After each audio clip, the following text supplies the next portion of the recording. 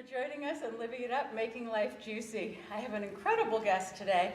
Her name is Mortimer, and she's just so diverse and so talented. So, nice to meet you. It's very nice Finally, to meet you. it took a little while to get up here. So just, you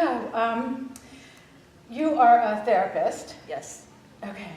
Yes. And tell us who you treat. So for the past few years, I've been treating exclusively. And make sure you talk loudly for the camera. Yes. Thank you.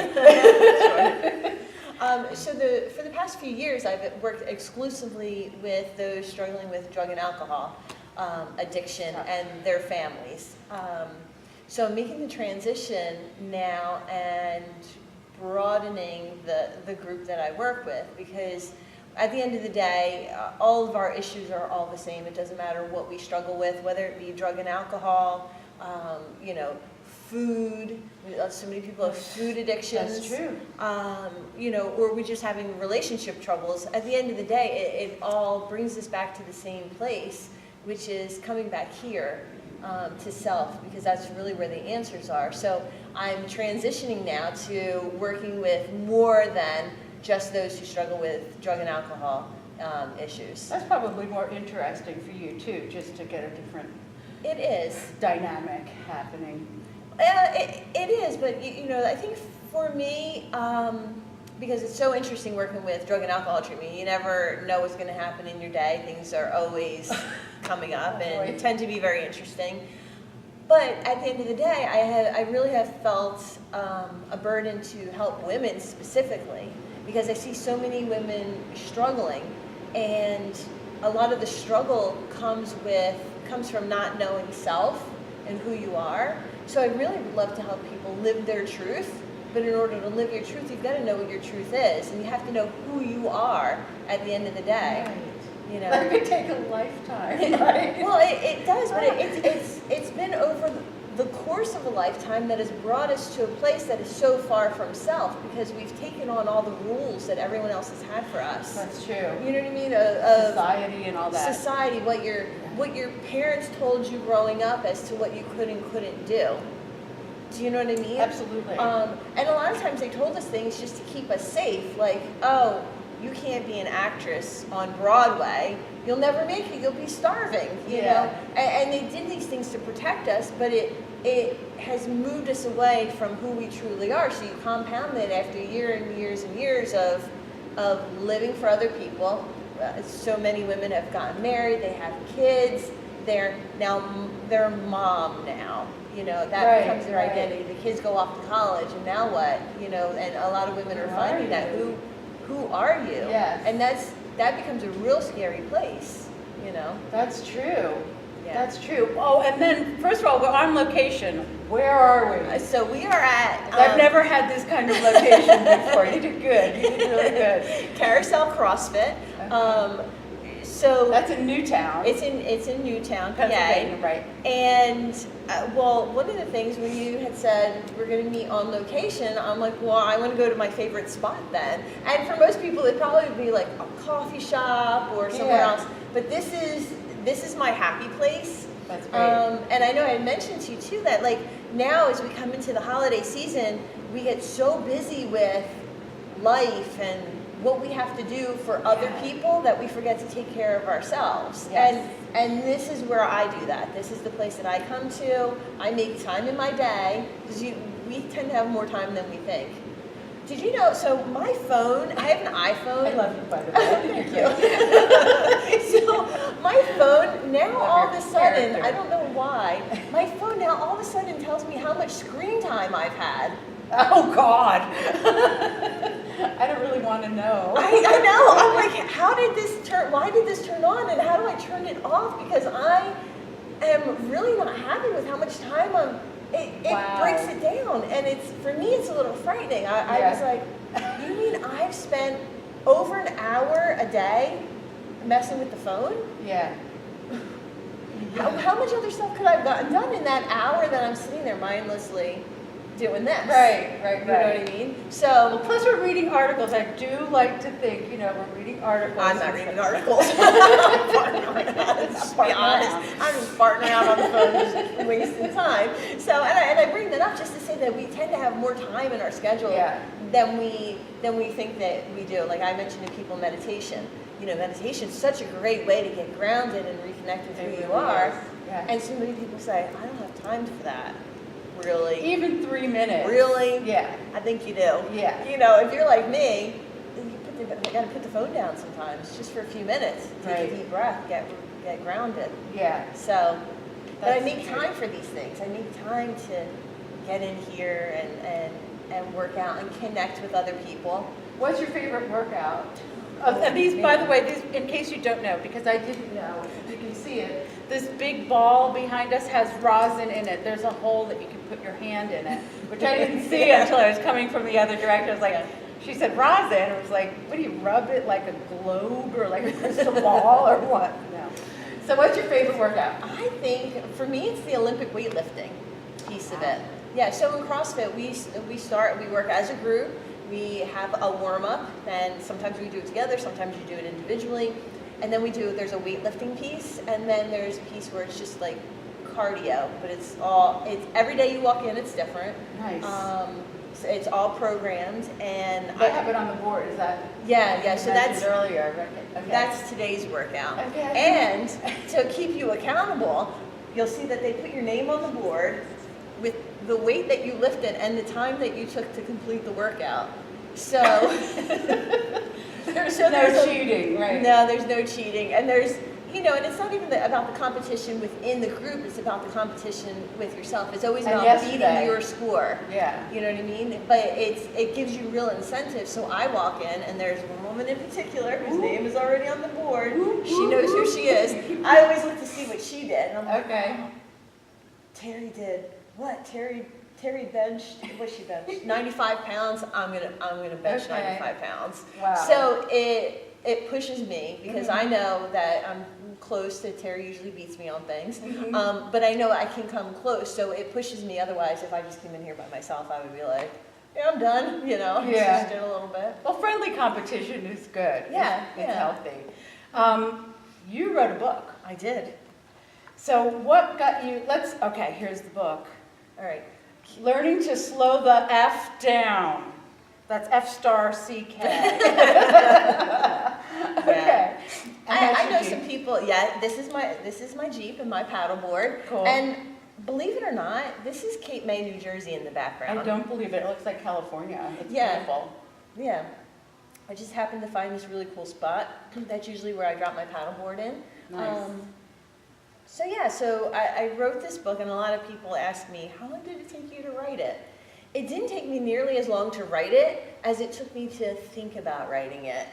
And I don't mean planning, like what I was going to say. I mean the battle in my head of, you could picture like the angel on one shoulder and the little devil on the other shoulder. And that's exactly what I had going on. I had, this little angel saying, oh, you should write a book and share your experience and share what you've learned through your journey. And then on my other shoulder, I have, I have this other little voice in my head saying, what the F are you doing? You're not a writer. You barely graduated from high school. Like, and you think you're going to write a book? You have nothing to say. So it was this battle back and forth. So it took me longer to commit to actually finishing it than it actually took me to sit down and write it and finish it. The confidence. If that makes sense. Yes, absolutely, absolutely.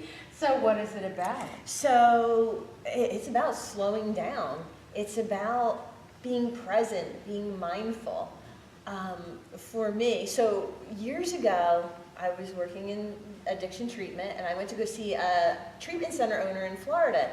And I said, Sharif, I'm going to do this, and I'm going to do that. Like, I was like, Pinky in the Brain, going to take over the world. I was like, yeah, I was going to take over the world. Like, I had this grand plan of all this stuff that I was going to do.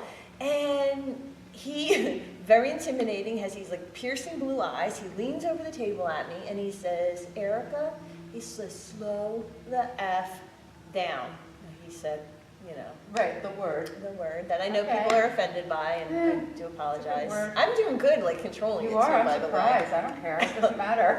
Does it matter? It's on YouTube, you can say whatever you want. Perfect. I don't have to like censor myself. No. So he did. He said, Erica, he goes, slow the fuck down. Yeah. And I'm like, I know, I am. He says, you don't know. He says, to know and not do is to not know. He says, slow the fuck down. And I'm like, okay.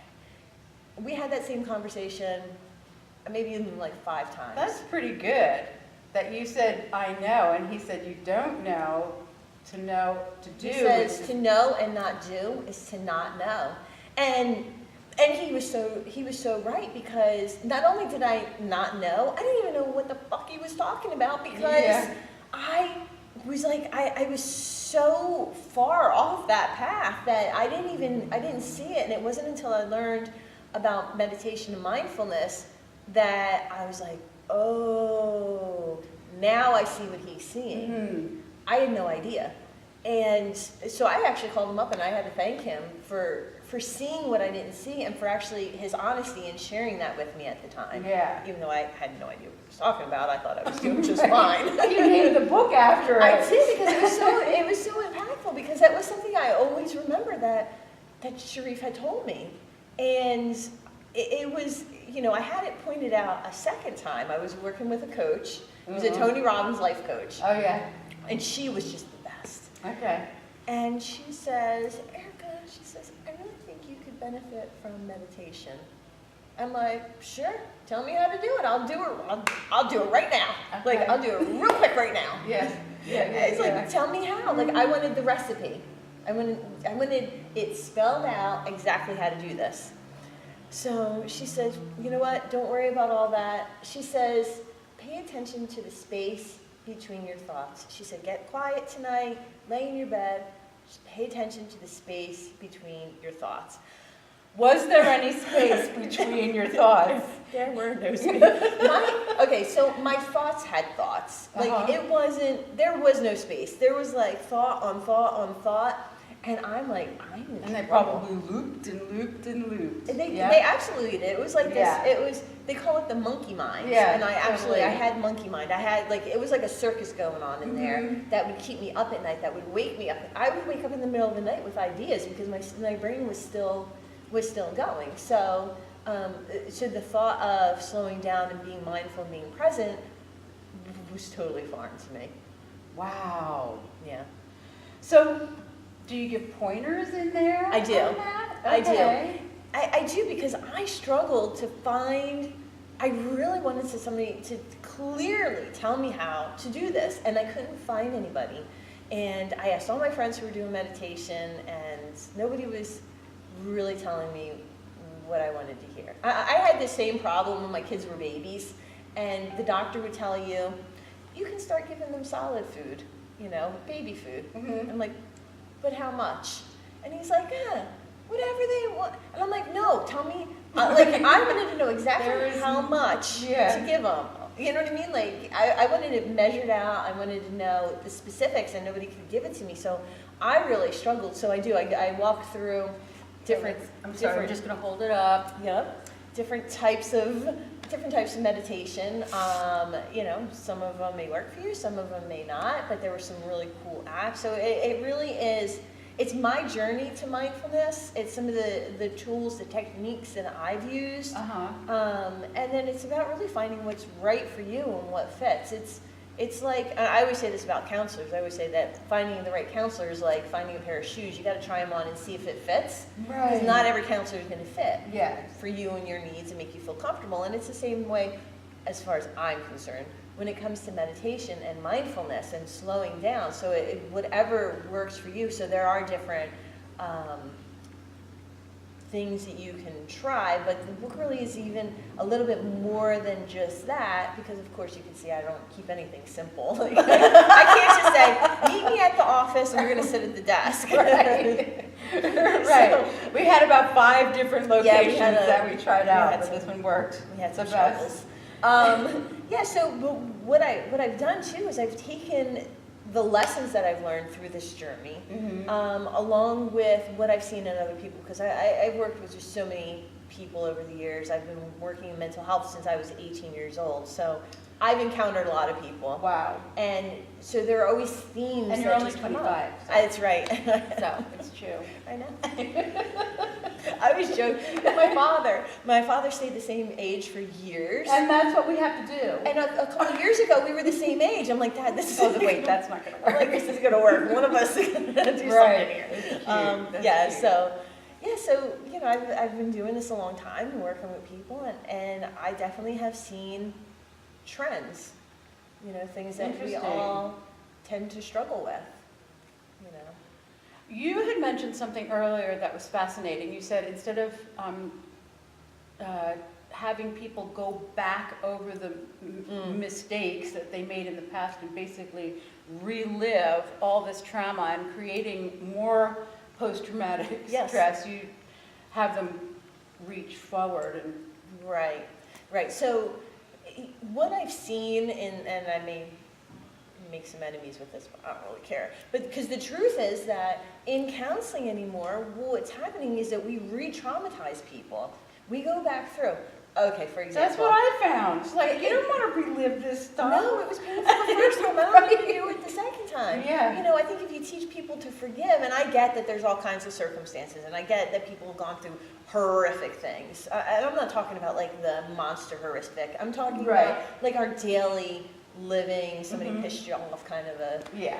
you know, I'm not talking about the real heavy duty stuff, Mhm. but I'm talking about just your life and the resentments that we hold, and how, you know, forgiveness can heal so much, and love heals so much. Yeah. And this may be a disgusting analogy, but this is like really the best one that I found. Okay. Do you have pets by chance? Yes. What Yes. do you have?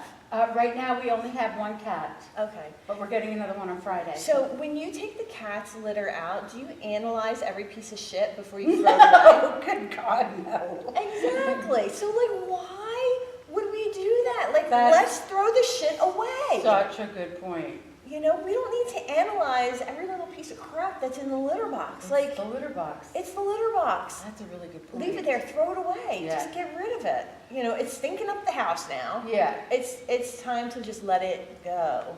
And I know it's really a gross analogy, but for me, But like, it's so true. pertinent. It's so true. Wow. Yeah. So, and then where do you go from there? Okay, so you've taken out the litter, you've cleaned out the litter box. Well, I think it's we have to start dreaming again. Oh, that's wonderful. Do you know what I mean? Yeah. I think we, somewhere along the way, have forgotten how to dream. Remember when you were a little kid and you like dreamed of, maybe you dreamed of your wedding and your wedding dress, or maybe you dreamed that you were going to be a rock star, or whatever it is. You were going to be rich one day. And, you know, as we go through life and we get beat up a little bit, we stop dreaming, we stop wishing, we stop hoping, we stop picturing what life could be like, because we just see what's here, what's now. Mhm. And there's so much more. There's so, you can, once you can start dreaming again and you can start seeing that these things are possible in your life, then we can come up with a plan and actually get there. That's wonderful. Which I think is like such a cool thing. Such a cool thing. Wow. Yeah. Wow. So we need to dream more, meditate more, read her book. Yeah, you need to read the book. Read the book. And so somebody had told you you really need to start working with women, and I know you brought that up in the beginning. I know women need to dream a lot more, especially after having kids. Yeah, because we live for our dreams are for our kids. We stop having our own dreams. Yeah. You know. So, I don't know, what else would you like to discuss? What else do you want to talk Well, I about? mean, when we talk about women, you know, there's so much to talk about right there. There's so many women who walk around and are carrying such hurt. And one of the things that I've seen and that I've noticed, and I think it was, you know, I was that person myself, was that we forget how to connect with other people because we've been hurt. We shut everybody out.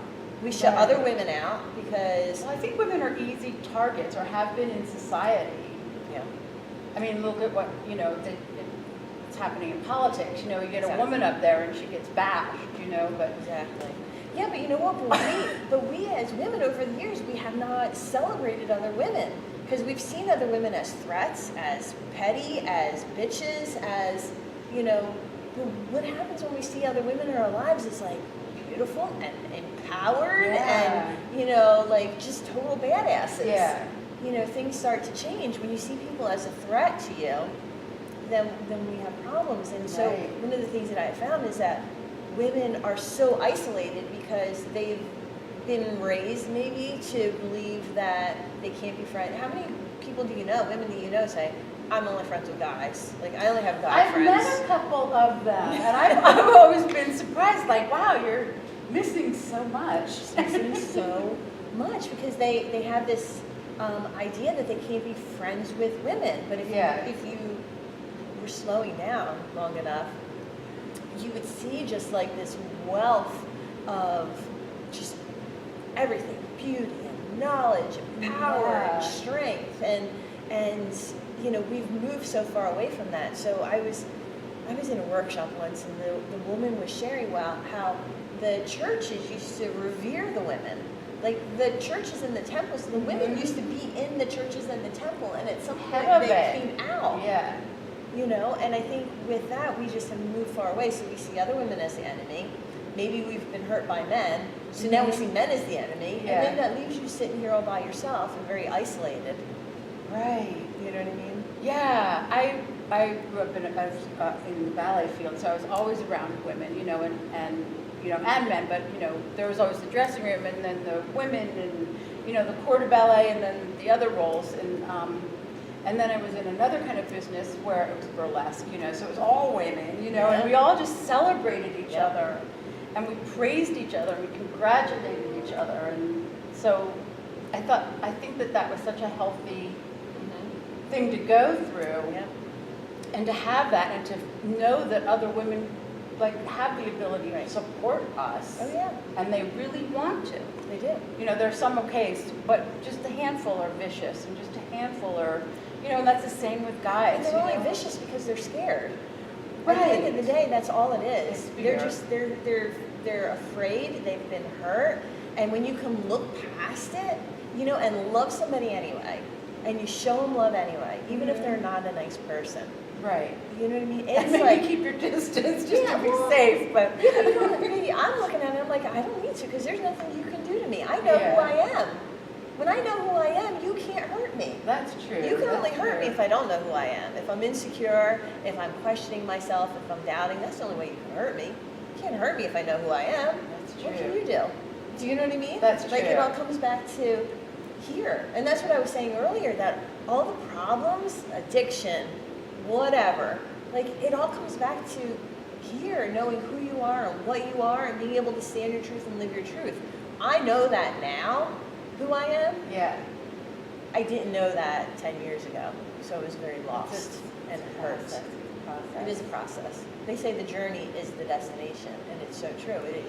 It's not about where you're getting to, it's what you're doing now and how are you getting there, and this whole process.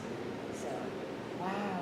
Where do you see yourself in 10 years? I have no idea. Because I don't even know why I asked that question, but it just seemed like because you were talking about 10 years ago, and then, I don't know. Here's the thing. I'm curious. Well, so here's the thing. I am not religious, but I am very spiritual.